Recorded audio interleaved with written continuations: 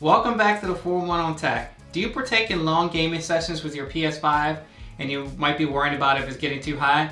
Well, enter today's product. It's the KIWIHOME PS5 Cooling Station with RGB. You can get it on Amazon for around 50 bucks, and we're going to check it out right after this.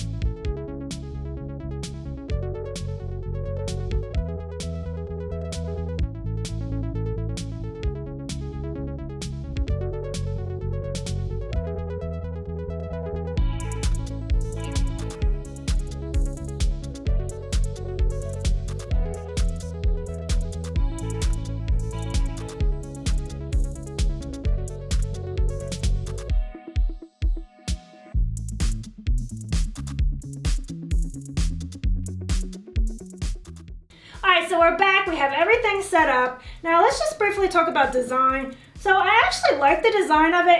It still has that futuristic kind of PlayStation 5 vibe going with it.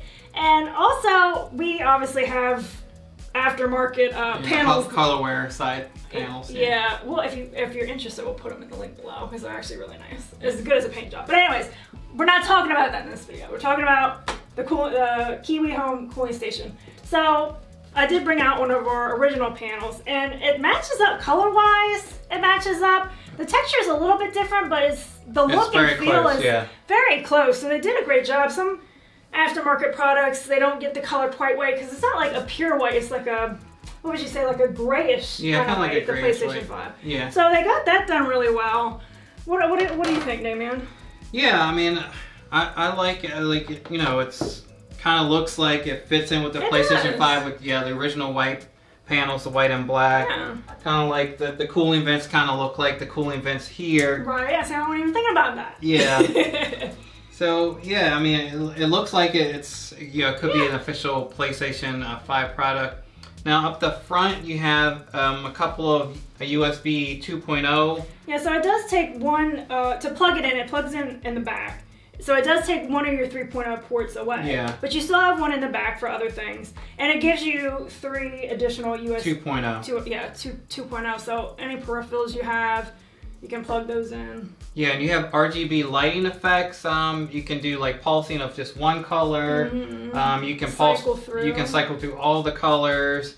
And it has a fan speed controller, so you can go low, which I think is 2,500 RPM, high 3,500 RPM, and there's an auto that goes between the 2,500 and 3,500 RPM. We had it on high to see the maximum cooling effect in our testing. Mm-hmm. Now it also has 2 USB-C charging ports, so you can charge 2 controllers. Now what I would like, so you know, so the official PlayStation 5 charging dock station, or whatever they call it, you know, they charge with the contacts on the bottom.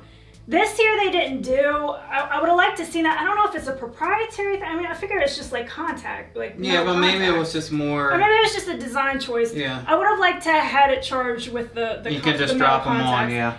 Because it's really hard actually to get them on, and then if you look, you still see quite a bit of the space, the plug or USB-C, whatever. You yeah, still it see doesn't it, fit flush. Yeah, it doesn't fit all the way in. So, you know, but it's nice that, you know, you have a space that you can charge your controllers. You don't have to have like another, you know, station. Or... And from like 0 to fully charged is 3 hours, just like the official one. And it has an indicator on the side that it's amber when it's charging and it's green when it's fully charged. So that's nice to have an indicator to see where it's charged. And then on this side, you want to talk about it holds 10 games. So it holds 10 games. So again, like if you're into like I'm an organization freak. I do like this for organization because, you know, you have your controllers, you have obviously the PlayStation, you have some nice RGB, you have your games.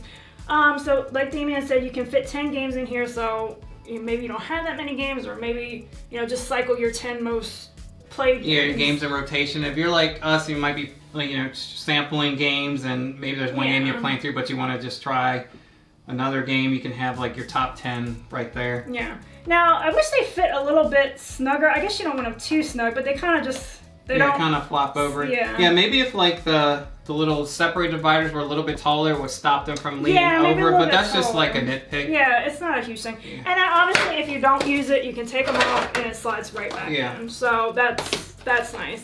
Now, back to the cooling. So obviously this is a cooling station. So we wanted to test for that. Now, we didn't do it in the most scientific, accurate way. We have let's see, where is it? We have a thermal gun. We have a thermal gun here. So we used this, and like I said, it's not the most accurate thing. But we played for an hour. Well, first we took the temperature. Well, I would say that's kind of accurate, but it's not the most scientific. So we didn't have like heat probes connected to the SoC. We're not Gamers Nexus out here. And the VRAM and the VRM, that kind of stuff connected, measuring all the temperatures. We just, you know, you want to explain what we did? Well, you were kind of explaining we took the temperature off as is, just to get like a baseline. Then before we put the station, you know, attached so just the PlayStation 5. Just the PlayStation 5 cooling itself. We played for about an hour. Played Horizon Forbidden West, which is a pretty intense. We took some measurements. And after that hour, we took some measurements, and we'll throw it up or. Yeah, we took it from the side and the back, where the heat exhausts out the back. So then, after we did that, we let everything cool down back to the baseline ambient temperature of the room, which was like 66 degrees Fahrenheit. In the basement, it's cold. And then we hooked everything up, played a game for another hour, and took the temperatures again.